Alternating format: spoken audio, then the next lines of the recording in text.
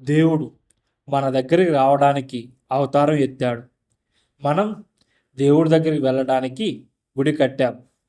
ఈ వాక్యం మన భర్తీని, మన అర్థాన్ని, మన ప్రయాణాన్ని మొత్తం చెప్తుంది. మనం దేవుణ్ణి ఎలా చూస్తాం? మనలో చాలామంది అనుకుంటాం, దేవుడంటే గుడిలో ఉంటాడు, హారతి తీసుకుంటాడు, మన కోరికలు తీరుస్తాడు.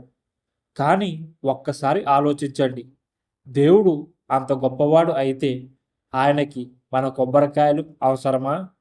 మన పూలు కావాలా? మన డబ్బులు కావాలా? లేవు. దేవుడు మన హృదయాన్ని చూస్తాడు. మరి దేవుడు ఎందుకు అవతారం ఎత్తాడు?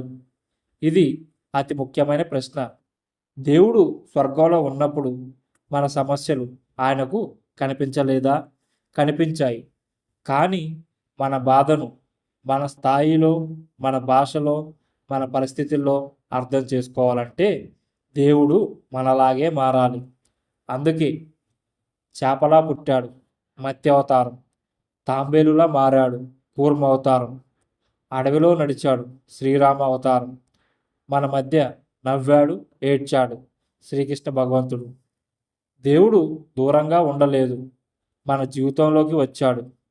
అందుకే మనం అంటాం, దేవుడు మన దగ్గరికి రావడానికి అవతారం ఎత్తాడు. రాముడు ఎందుకు వచ్చాడు? రాముడు రాజుగా పుట్టిన అరణ్యానికి వెళ్ళాడు మనకు చెప్పడానికి. ధర్మం అంటే సౌకర్యం కాదు. అందుకే రాముడి జీవితమే ఒక గుడి. కృష్ణుడు ఎందుకు వచ్చాడు? కృష్ణుడు యుద్ధం చేశాడు, కానీ ఆయుధం పట్టలేదు మనకి చెప్పడానికి. జీవితంలో పోరాటం తప్పదు, కానీ నువ్వు ద్వేషంతో కాదు, బుద్ధితో గెలవాలి. అందుకే గీత పుట్టింది. శివుడు అవతారం అంటారు. ఆయన గుడిలోనే కూర్చుంటాడు, ఎందుకంటే నిశ్శబ్దం కూడా ఒక బోధనే. అయితే గుడి ఎందుకు? ఇప్పుడు అసలు విషయం. దేవుడు మన దగ్గరికి వచ్చాడు. మరి మనము కూడా ఒక అడుగు ముందుకు వెయ్యాలి కదా. అందుకే మనం గుడి కట్టాం. గుడి అంటే భవనం కాదు. గుడి అంటే ఒక స్మరణ స్థలం. ఇక్కడికి వస్తే మన అహంకారం తక్కువ అవుతుంది, మన మనసు నెమ్మదిస్తుంది, మనలోని దేవుడు మేల్కొంటాడు. అందుకే అంటారు, మనం దేవుడి దగ్గరికి వెళ్ళడానికి గుడి కట్టాం. గుడిలో గంట ఎందుకు? బయట ప్రపంచం శబ్దం ఆపడానికి, లోపలి శబ్దం వినడానికి. గర్భగుడి ఎందుకంత చీకటిగా ఉంటుంది?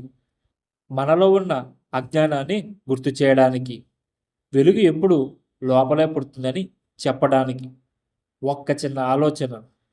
దేవుడు మన దగ్గరికి రావడానికి అవతారం ఎత్తితే, మనము దేవుడి దగ్గరికి వెళ్ళడానికి ఒక అడుగు వేయకపోతే బత్తి ఎలా పుడుతుంది? ఈసారి గుడికి వెళ్ళినప్పుడు ఏదో అడగడానికి కాదు, ఏదో చెప్పడానికి కాదు, ఒక్కసారి నిశ్శబ్దంగా నిలబడి నీ మనసుని విను. అక్కడే దేవుడు మాట్లాడతాడు. నేను మళ్ళీ చెప్తున్నా, దేవుడు మన దగ్గరికి రావడానికి అవతారం ఎత్తాడు. మనం దేవుడి దగ్గరికి వెళ్ళడానికి గుడి కట్టుకున్నాం.